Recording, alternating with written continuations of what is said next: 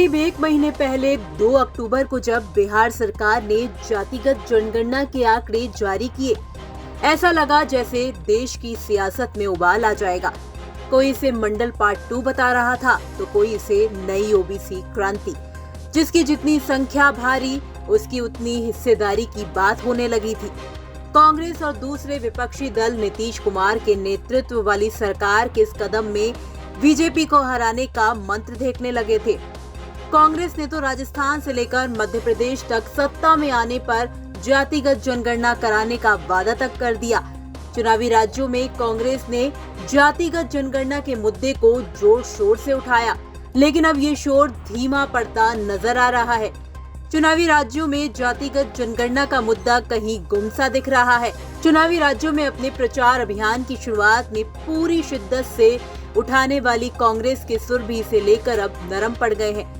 कांग्रेस ने भी राज्यों के विधानसभा चुनाव में जातिगत जनगणना के मुद्दे को छोड़ सा दिया है। ऐसे में सवाल ये उठ रहे हैं कि कांग्रेस को जिस मुद्दे के सहारे ये लग रहा था कि वो बीजेपी को हरा देगी, आखिर पार्टी ने उस जातिगत जनगणना के मुद्दे को क्यों छोड़ दिया। राजनीतिक विश्लेषकों की माने तो कांग्रेस जातिगत जनगणना को लेकर पज बनाने में विफल रही है। कांग्रेस के नेताओं ने चुनावी रैलियों में जातिगत जनगणना कराने के वादे तो किए, लेकिन ये बताने से गुरेज करते रहे कि जातिगत जनगणना के बाद आखिर क्या, जातिगत जनगणना से ओबीसी को क्या लाभ है। पार्टी समझाने में फेल रही। कांग्रेस के इस मुद्दे को छोड़ देने के 3 अहम कारण हैं।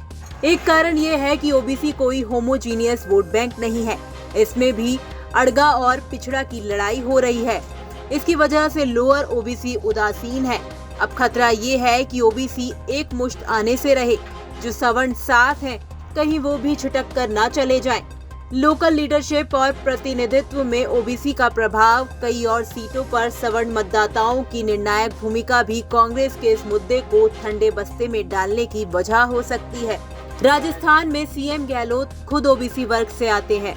राजस्थान में लोकल लीडरशिप की जगह पीएम मोदी का चेहरा आगे कर मैदान में उतरने की रणनीति ने भी कांग्रेस को बैकफुट पर धकेला।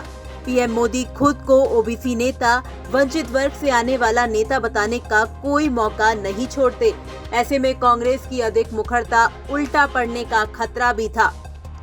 कहा तो ये भी जा रहा था कि बिहार सरकार ने जब जातिगत जनगणना के आंकड़े जारी किए, तब विपक्ष को उम्मीद थी कि अब ये मुद्दा दूसरे राज्यों में भी बड़ा रूप लेगा। जगह जगह आंदोलन होंगे। ओबीसी समाज के लोग जिसकी जितनी संख्या भारी, उसकी उतनी हिस्सेदारी का नारा बुलंद कर सड़कों पर उतर जाएंगे।